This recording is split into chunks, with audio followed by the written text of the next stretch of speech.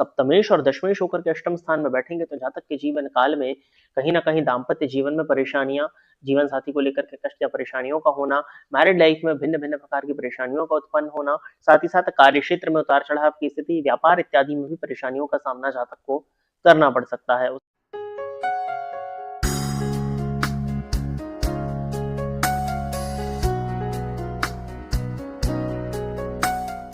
नमस्कार, स्वागत है आपका प्रोफेशनल एस्ट्रोलॉजी पर। मैं यशराज तिवारी आज आप सभी के समक्ष उपस्थित हुआ हूं आप सभी दर्शकों की जन्म कुंडली का निःशुल्क अध्ययन करने के लिए। निःशुल्क जन्म कुंडली अध्ययन की सीरीज में आज तक 242 कार्यक्रम बन चुके हैं और इस सीरीज का जो आज का कार्यक्रम होने वाला है ये 243 नंबर का कार्यक्रम होने वाला है। साथ ही साथ इस सीरीज में आज तक 1136 लोगों की जन्म कुंडली का अध्ययन निःशुल्क रूप से किया जा चुका है और आज के इस कार्यक्रम की जो पहली जन्म कुंडली होगी वो 1137वें नंबर की जन्म कुंडली होने वाली है। यदि आप इस कार्यक्रम को देखते हैं और इस कार्यक्रम के माध्यम से आपका कुछ भी लाभ होता है तो आप इस वीडियो को लाइक करें, साथ ही साथ इस चैनल को सब्सक्राइब करें ताकि इन फ्यूचर जो भी कंटेंट मेरे द्वारा इस चैनल पर अपलोड किया जाता है उसका नोटिफिकेशन आपको मिलता रहे।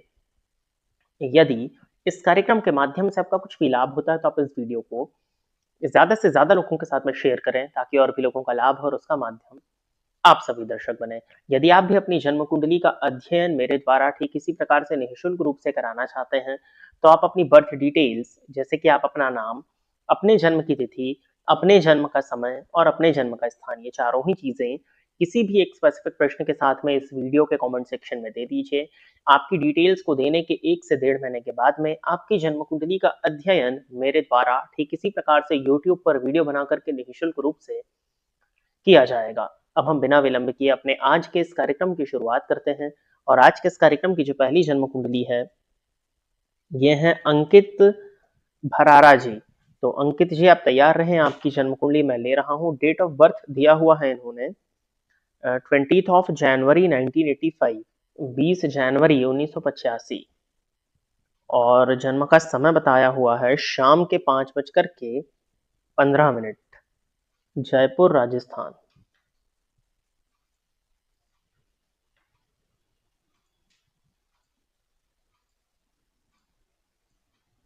मिथुन लग्न की जन्म कुंडली बनती है आपकी अंकित जी और राशि आपकी धनु है। गुरु की महादशा में गुरु की अंतरदशा ही आपको चल रही है नवंबर 2024 से, यानी कि पिछले 1 वर्ष से आपको गुरु की महादशा चल रही है। गुरु आपकी कुंडली में सप्तमेश और दशमेश होकर के अष्टम भाव में नीच राशि में बैठे हुए हैं। शनि की दृष्टि पड़ जाने के चलते नीचत्व उनका भंग है, परंतु आपके गुरु पर शनि और राहु दोनों की संयुक्त दृष्टि पड़ रही है और नवमांश में भी ये गुरु नीच राशि में राहु के साथ बैठ करके शनि की दृष्टि से दृष्ट हो गए। फलतः षडबल में आपका गुरु कमजोर है और गुरु पर केवल और केवल पाप ग्रहों का प्रभाव पड़ना, साथ ही साथ गुरु का अस्त होना, क्योंकि वो सूर्य के साथ बैठे हैं 2 अंश पर और सूर्य 6 अंश पर है तो वो अस्त माने जाएंगे। इस वजह से गुरु आपकी कुंडली में कमजोर हो गए हैं और अब गुरु की ही महादशा आपको चल रही है। सप्तमेश और दशमेश होकर के अष्टम स्थान में बैठेंगे तो जातक के जीवन काल में कहीं ना कहीं दाम्पत्य जीवन में परेशानियां, जीवन साथी को लेकर के कष्ट या परेशानियों का होना, मैरिड लाइफ में भिन्न भिन्न प्रकार की परेशानियों का उत्पन्न होना, साथ ही साथ कार्य क्षेत्र में उतार चढ़ाव की स्थिति, व्यापार इत्यादि में भी परेशानियों का सामना जातक को करना पड़ सकता है। उसके साथ ही साथ धनु राशि है आपकी, धनु राशि को वर्तमान समय में शनि की ढैया चल रही है।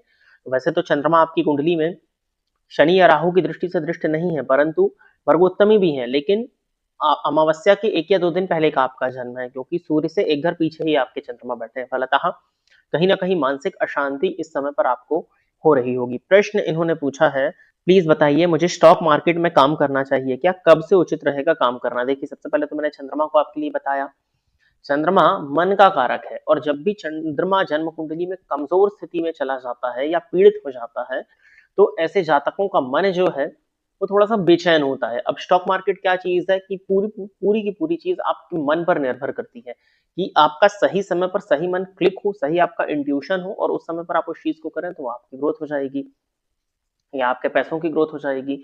तो चंद्रमा थोड़ा कमजोर है, परंतु सप्तम भाव का चंद्रमा यदि जन्म कुंडली में हो, आपकी जन्म कुंडली में चंद्रमा वर्गोत्तमी होने के साथ साथ भावोत्तमी भी है, तो चंद्रमा की पोजीशन भाव के दृष्टिकोण से तो ठीक है। तो सप्तम के चंद्रमा में शेयर मार्केट से फाइनेंशियल गेन्स देखने में मिलते हैं तो ये एक चीज तो अच्छी है। पंचम भाव से शेयर मार्केट का विचार होगा तो पंचम भाव के स्वामी शुक्र जाकर के भाग्य स्थान में बैठे हुए हैं गुरु के नक्षत्र में, गुरु थोड़े कमजोर है, परंतु ये शुक्र नवांश में 12वें भाव में जाकर स्वग रही है मंगल के साथ में, तो एक पॉइंट यहाँ पर आता है। और बुध को शेयर मार्केट का कारक बोला जाता है, वो नवमांश कुंडली में जाकर के उच्च राशि में बैठे हैं। फलतः आप शेयर मार्केट में इन्वेस्टमेंट कर सकते हैं, उसमें आपको फाइनेंशियल गेन्स देखने में मिलेंगे, परंतु चंद्रमा के कारण कभी कभी आपको बड़ी मात्रा में लॉस भी सहन करना पड़ सकता है। इसके साथ ही साथ में कुछ प्लैनेटरी पोजीशन आपकी ऐसी है, वो आपके शेयर मार्केट में भी इन्फ्लुएंस करेगी कि यदि आपका कैरेक्टर जरा सा भी खराब होता है, कैरेक्टर आपका जरा भी लूज होता है, आप घर के बाहर किसी और व्यक्ति के साथ में इन्वॉल्व हो जाते हैं कैरेक्टर वाइज, तो कहीं ना कहीं आपको शेयर मार्केट में नुकसान देखना पड़ सकता है। अब वो परिस्थितियां कुछ भी बन सकती है, परंतु नुकसान होगा वो आपकी जन्म कुंडली बता रही है, तो इस बात का थोड़ा सा आपको ध्यान देना चाहिए। बाकी गुरु में शनि का अंतर आने में तो अभी समय है, 31 दिसंबर 2026 के बाद गुरु में शनि का अंतर प्रारंभ होगा, वो समय आपके लिए थोड़ा फेवरेबल होगा, बट फिर भी आप करिए। कब से उचित रहेगा काम करना आपने पूछा, तो उचित तो रहेगा वही जब गुरु में शनि आएंगे, लेकिन फिर भी यदि आप छोटे अमाउंट से करना चाहें तो आप अभी भी शुरुआत कर सकते हैं, लेकिन लॉसेज के लिए भी प्रिपेयर रहिएगा, क्योंकि आपकी जन्म कुंडली लॉसेज को भी प्रदर्शित कर रही है और बड़े लॉस को भी प्रदर्शित कर रही है। तो उसके लिए यदि आप प्रिपेयर हैं तो गेन्स भी आपकी जन्म कुंडली में है। उपाय करिए कुछ, सबसे पहले तो गुरु के ही उपायों को करिए। गुरुवार के दिन किसी भी एक मंदिर में जाकर के उस मंदिर की साफ सफाई में सहयोग देना, ब्राह्मणों को दान इत्यादि करना, साथ ही साथ में अपने घर के पूजन स्थल की सफाई करना, अपने घर के पूजन स्थल को क्लीन रखना, पूजा पाठ भक्ति धर्म अध्यात्म से जुड़ना, धार्मिक यात्राएं करना, अपने इनकम का कुछ हिस्सा धार्मिक कृत्यों में यदि आप लगाते हैं, स्पेशली गुरु को यदि आप बल देने का प्रयत्न करें, तो गुरु की महादशा में कुछ हद तक जो परेशानियां मैंने बताई हैं उसमें कमी आ सकती है। इसके साथ ही साथ गणेश जी का मंत्र ओम गंगणपतये नमः, या फिर बुद्ध का मंत्र ओम राम ब्रीम रोम साबुधाय नमः, जो भी मंत्र आपको इजी लगे उस मंत्र का बुधवार से प्रारंभ करके नित्य 3 माला जाप करना प्रारंभ करिए। इससे आपका बुद्ध थोड़ा ठीक होगा, और जब आपका बुद्ध ठीक होगा तो आपकी वाणी में भी निखार आएगा, और कहीं ना कहीं आपका जो आकलन है शेयर मार्केट की फील्ड में वो कुछ हद तक परफेक्ट बैठने लगेगा। तो इन 2 उपायों को करिए, मुझे लगता है इससे ही कई कई चीजें आपकी जो प्रॉब्लमेटिक मैंने बताई हैं उनमें कमी आ जानी चाहिए। आगे बढ़ते हैं, अगली जन्म कुंडली जो है वो है जगदीश सिन्हा जी की। तो जगदीश जी आप तैयार रहें, आपकी जन्म कुंडली मैं ले रहा हूं। डेट ऑफ बर्थ बताया हुआ है इन्होंने 26 अगस्त 1986, और जन्म का समय दिया हुआ है 4:18 PM, मतलब शाम को 4:18, रायसेन मध्य प्रदेश।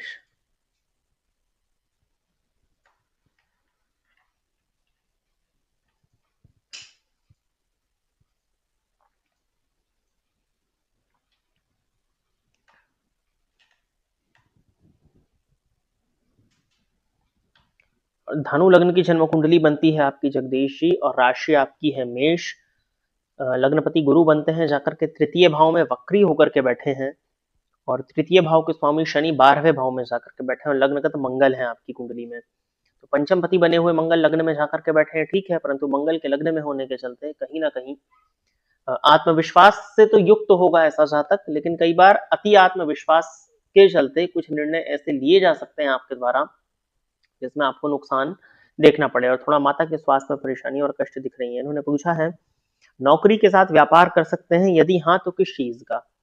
देखिए, नौकरी यदि आप अभी कर रहे हैं तो दशमपति अष्टम भाव में जाकर के बैठे हैं, वो भी बुध है, और नवांश में वो बुध नीच के हैं, और व्यापार के स्वामी भी बुध ही बनते हैं, और वो नवांश में नीच के राहु के साथ है। और बुध जन्म कुंडली में देखा जाए तो आश्लेषा नक्षत्र में बैठा है चंद्रमा के घर में, और चंद्रमा पंचम भाव में है। वैसे तो देखिए, सप्तम पति का अष्टम भाव में जाना, वो बुध भी अष्टम में ही बैठे हैं, राहु की दृष्टि से दृष्ट है, तो कोई बहुत ज्यादा फेवरेबल कंडीशन तो नहीं बनती है व्यापार वाली आपकी कुंडली में, लेकिन मैं आपको मना नहीं करूंगा। उसके पीछे 2 रीजन है। पहला रीजन यह है कि लग्नेश गुरु की दृष्टि व्यापार भाव पर है, ठीक है। दूसरा रीजन यह है कि पंचम भाव के स्वामी मंगल लग्न में बैठ करके सप्तम को देख रहे हैं, यानी कि यदि मैं आपको मना भी करता हूं तो भी आप करोगे, ये बात तय है। और भाग्यपति सूर्य भाग्य भाव में बैठ करके भाग्य कारक देवगुरु बृहस्पति से दृष्ट है, फलतः आप व्यापार तो कर सकते हैं। अब बुध व्यापार कारक के थोड़ा कमजोर हो जाने के चलते परेशानियां जाएंगी। वो नवांश में बुध नीच के हैं, राहु के साथ है, लेकिन जन्मांक में तो कहीं ना कहीं वो भी आश्लेषा नक्षत्र में ही बैठे हैं, यानी कि स्वयं के नक्षत्र में बैठे हैं। तो व्यापार तो आपसे कराया जा सकता है, परंतु यहाँ पर एक टर्म आएगा कि आप इंडिपेंडेंट बिजनेस कर सकते हैं, आप पार्टनरशिप में बिजनेस नहीं कर सकते हैं। इंडिपेंडेंट बिजनेस आपको करना चाहिए। अभी तो राहु में मंगल चल रहे हैं आपके, जब गुरु की दशा में गुरु का अंतर प्रारंभ होगा 25 जून 2026 के बाद, मैं वार्षिक राशिफल में भी इस पर चर्चा करूंगा, तो वो गोचर और आपकी दशा लगभग सेम समय पे चेंज हो रही है, तो जून 2026 यानी कि जुलाई 2026 का सेकेंड हाफ आपके लिए बिजनेस को शुरू करने के लिए फेवरेबल है। इंडिपेंडेंट बिजनेस आपका होना चाहिए। और वाई लेटर से यदि आप अपने बिजनेस का या अक्षर से यदि आप अपने बिजनेस का नाम रखते हैं या ना अक्षर से, तो भी ये नाम आपके लिए फेवरेबल होगा। अब और पूछा यदि हाँ तो किस चीज का, तो आपकी जन्म कुंडली के हिसाब से यदि मैं देखूं तो 7, 8, 9, 10 और ये बुध से संबंधित व्यापार को बता रहा है। बुध नीच राशि में बैठे हैं, ठीक है। और शुक्र से संबंधित काम यदि करते हैं तो शुक्र जन्मांक में नीच के हैं और वो भी बुध के घर में ही है। तो ये थोड़ा सा प्रॉब्लम हो गया है। और सूर्य भाग्यपति होकर के भाग्य भाव में है और मंगल लग्न में है। तो मंगल कमीशनिंग, लाइजनिंग, दलाली से संबंधित यदि आप कोई काम करते हैं तो वो काम करना आपके लिए फेवरेबल होगा। प्रॉपर्टी रिलेटेड काम करना भी, मतलब प्रॉपर्टी का क्रय विक्रय करना आपके लिए फेवरेबल है। जमीन से संबंधित कोई काम यदि आप करें तो वो आपके लिए अच्छा है। सर्जरी मटेरियल्स, हॉस्पिटल इंडस्ट्री से जुड़ करके यदि आप किसी काम को भी करना आपके लिए फेवरेबल मैं देखता हूँ। और सरकारी काम या सरकार से जुड़ करके किसी तरह का व्यापार यदि आप कर सके तो वो, और शिक्षा से संबंधित काम भी आपकी कुंडली में, मल्टीपल काम बता दिए मैंने, इनमें से कुछ एक को चुन लीजिएगा। शुक्र से संबंधित व्यापार भी कर सकते हैं परंतु कुछ हद तक वहां परेशानी जाएगी, तो अभी एकदम से शुक्र से संबंधित कार्य में हम ना जाएं तो ज्यादा फेवरेबल होगा। जो काम मैंने इसके पहले बताया आप उन कामों को करिए। और राहु की महादशा लगभग अब एंड में है, फिर भी गणेश जी की आराधना करिए। राहु आपकी कुंडली के चतुर्थ भाव में बैठे हुए हैं, तो यही करते रहिए और कुछ स्पेशल करने की जरूरत नहीं है। आगे बढ़ते हैं। अगली जन्म कुंडली जो है यह है लक्ष्मी ओझा जी। तो लक्ष्मी जी आप तैयार रहें, आपकी जन्म कुंडली में दे रहा हूं। डेट ऑफ बर्थ बताया हुआ है इन्होंने 21 नवंबर 1982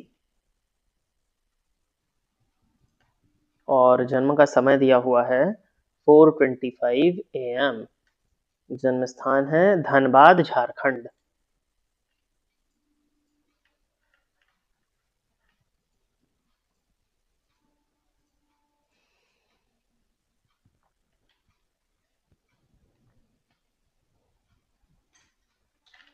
तुला लग्न की जन्म कुंडली है आपकी और राशि आपकी मकर बनती है और लग्नपति शुक्र हैं, जाकर के द्वितीय भाव में मंगल के घर में बैठे हैं और मंगल तृतीय भाव में राहु की दृष्टि से दृष्ट है और उस मंगल पर शनि की दृष्टि भी पड़ रही है।